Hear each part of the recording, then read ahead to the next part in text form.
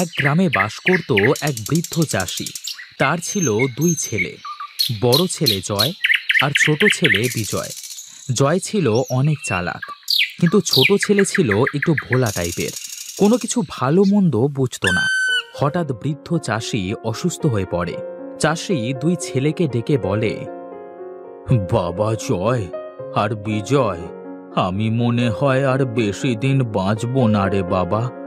বলি কি, তোরা দুই ভাই মিলে মিশে আমার জমিটা চাষ করিস বাবা।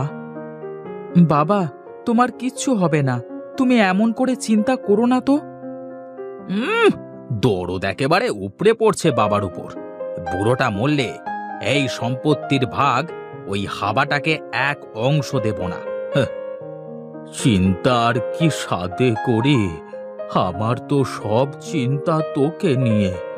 আমি মরে গেলে তুই যে কি করবি সেটাই হলো আমার বড় চিন্তা। বাবা, আমি তো আছি, আমি থাকতে ছোটর কোনো সমস্যা হবে না। হ্যাঁ, আমারও তাই বিশ্বাস। তুই তোর ছোট ভাইকে কোনো দিন ফাঁকি দিস না বাবা। আর তোদেরকে যে জন্য ডাকা তা শোন, আমি তো আর মাঠে যেতে পারবো না। মাঠে যে আলু রোপণ করেছি, আজ থেকে তোরা দুই ভাই সুন্দর করে যত্ন নিস। ঠিক আছে বাবা, আমরা তাহলে এখন যাই। ঠিক আছে বাবা, আয়। এই বিজয়, যা মাঠে যা। বাবা কি বলল শুনলি না? কেন দাদা, তুই যাবি না? কি, আমার মুখে মুখে কথা বলিস? তোকে যেতে বলেছি, তুই গিয়ে আলু গাছে জল দিবি। আমি আসছি। ঠিক আছে দাদা।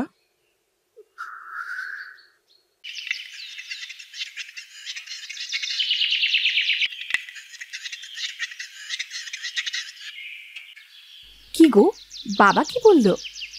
কি আর বলবে, তার ওই ছোট ছেলেকে নিয়ে যত চিন্তা, আমি যেন তাকে ফাঁকি না দিই। আর জমির আলুগুলো দেখাশোনা করতে বলল। বুড়োটা একবার মরুক, তারপর দেখাবো মজা। আর শোনো, ও থাকতে তুমি কাজ করবে কেন? পাগল হয়েছো? আমি কাজ করব?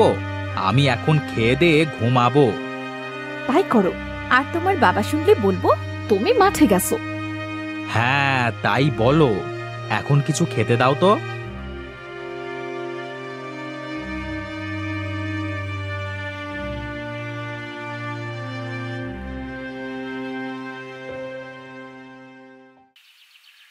দাদা বলল, তুই যা, আমি আসছি। কিন্তু দাদার তো এখন আসবার কোনো খোঁজ নাই। না না, আমার কাজে ফাঁকি দিলে চলবে না। যাই, এবার মেশিনটা লাগিয়ে জল দেওয়া শুরু করি।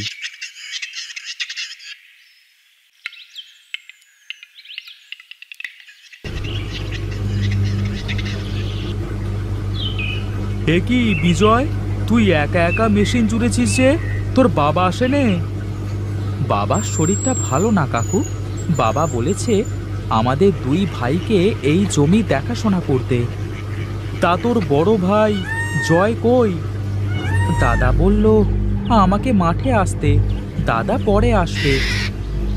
তোর দাদার যা চালাকি, ঘরে গিয়ে দেখ গা, মনে হয় নাক ডেকে ঘুমাচ্ছে। দাদা এমন করবে কেন? আমি কাজ করি, দাদা চলে আসবে।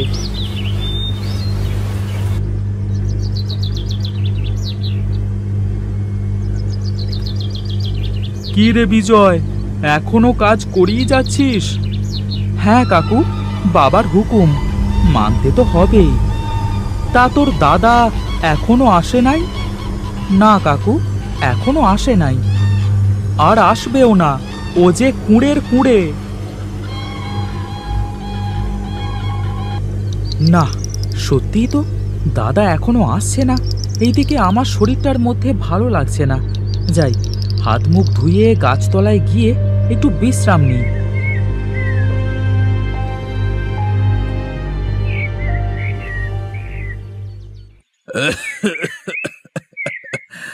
বৌমা, বৌমা।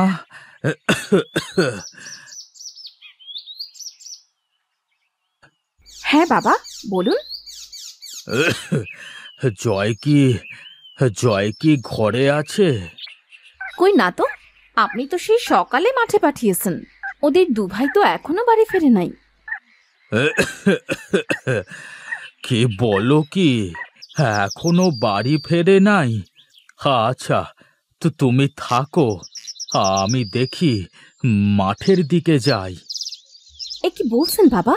এই অসুস্থ শরীর নিয়ে আপনার মাঠে যাওয়া ঠিক হবে না। আপনি ঘরে গিয়ে বিশ্রাম করুন, তারা ঠিক সময় মতো চলে আসবে। না না, সমস্যা নাই।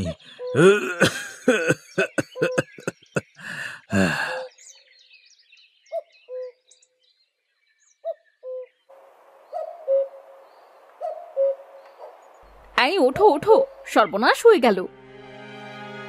আহ, কি হয়েছে বউ, কি হয়েছে? ঘরে কি আগুন লেগেছে নাকি? আগুন না, কিন্তু তুমি যদি এখনই মাঠে না যাও তাহলে সত্যি সত্যি বুড়ো তোমার ঘরে আগুন লাগিয়ে দেবে। তাড়াতাড়ি মাঠে যাও, এই মাত্রই তোমার বাবা মাঠে গেল। কি বলছো কি? আহ, হ্যাঁ, মনে হচ্ছে বাবা এখনো আসে নাই, আর ভোলা দেখছি ঘুমাচ্ছে। এই তো সুযোগ আমার কাজ করবার।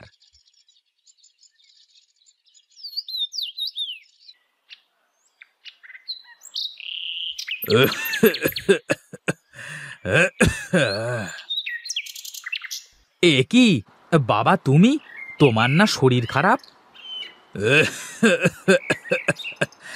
হে কি, তুই একা একা কাজ করছিস যে?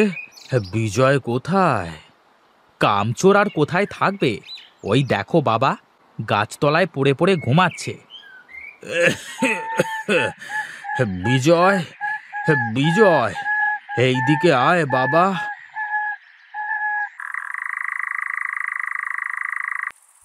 এ কি দাদা, তুমি কখন আসলে? আর বাবা, তুমি বা কখন আসলে? কি আবোল তাবোল বকছিস? তোর সাথেই তো আসলাম। তুই তো বললি তুই কাজ করতে পারবি না, তাই বলে গাছের নিচে গিয়ে ঘুমাতে গেলি। এসব এসব কি বলছো দাদা? চুপ কর, তোরা এখন বাড়িতে যা। হায় খোদা, আমি এই দুই ছেলেকে নিয়ে কি করব? সারা দিন একে অপরকে দোষ দিতে থাকে। আরে আরে বিমল দাদা যে, তোমার ছোট ছেলে বলল তোমার শরীর খারাপ, তাই মাঠে আসতে পারছো না। হ্যাঁ রে, হ্যাঁ, ও ঠিকই বলেছে। তা এত কি নিয়ে চিন্তা করছো? দুই ছেলে তো অনেক বড় হয়ে গেছে। আমার ছোট ছেলেটা একটু সহজ সরল তো, তাই ওকে বড় ছেলে সব সময় বোকা বানায়। হ্যাঁ দাদা, আমিও তাই জানি। বলি, তুমি বেঁচে থাকতে থাকতে তোমার সব সম্পত্তি দুই ভাইয়ের মধ্যে সমান ভাগে ভাগ করে দিয়ে যাও, না হলে তোমার একটা কিছু হয়ে গেলে তোমার বড় ছেলে কিছুই দেবে না। তুই তুই ঠিকই বলেছিস। আমি আজ রাতে আমার সব কিছু সমান ভাগে ভাগ করে দেব। আচ্ছা রে, আমি এখন চলি রে, চলি।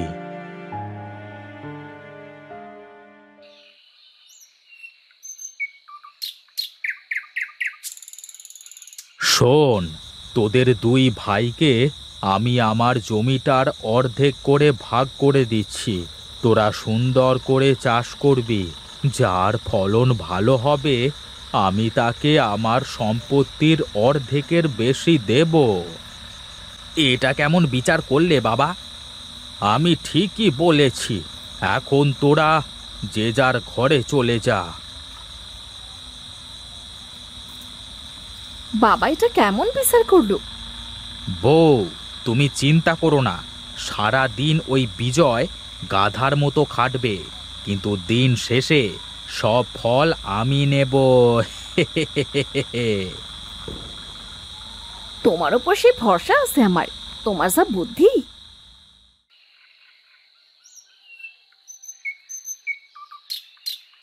এই শোন, এই পাশটা আমার, আর এখান থেকে ওই দিকটার জমি তোর।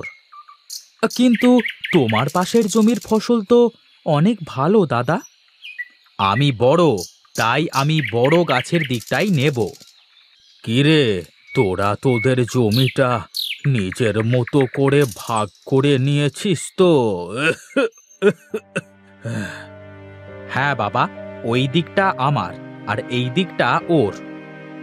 কিন্তু কিন্তু এই দিকটায় তো ভালো গাছ হয়েছে, আর ওই দিকটায় তো খারাপ।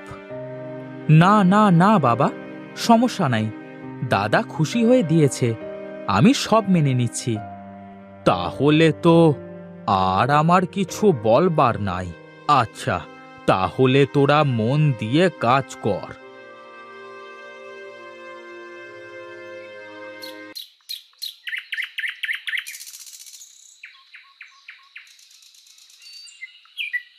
কি দাদা, তোমাদের এই আসবার সময় হলো?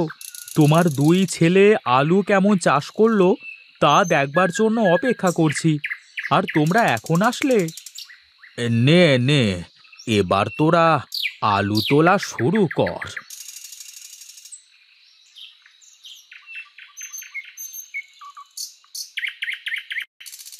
বাহ, বিজয়ের জমির আলু কত বড় বড় আর কত সুন্দর হয়েছে, কিন্তু জয়ের জমি তো... আমি জানতাম আমার ছোট ছেলে এই আলু ঠিকঠাক চাষ করতে পারবে।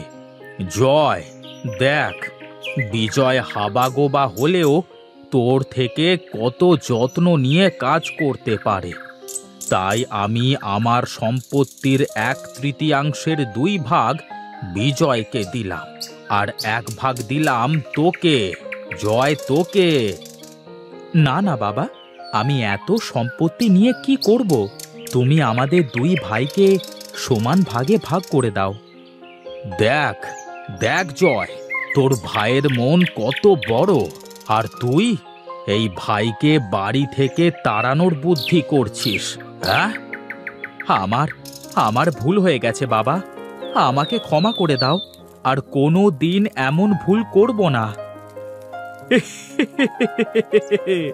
সব তো তাহলে মিটে গেল। এবার এত আলু নেওয়ার জন্য তো ট্রাক দরকার। তোমরা থাকো, আমি ট্রাক নিয়ে আসছি। হরি এই কথা বলে সেখান থেকে চলে যায়, আর কিছুক্ষণের মধ্যে একটা ট্রাক নিয়ে সেখানে এসে হাজির হয়।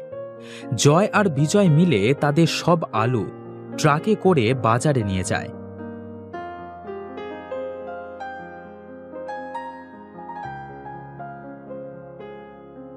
আর ভালো দামে বিক্রি করে দুই ভাই মিলেমিশে সুখে শান্তিতে বসবাস করতে শুরু করে।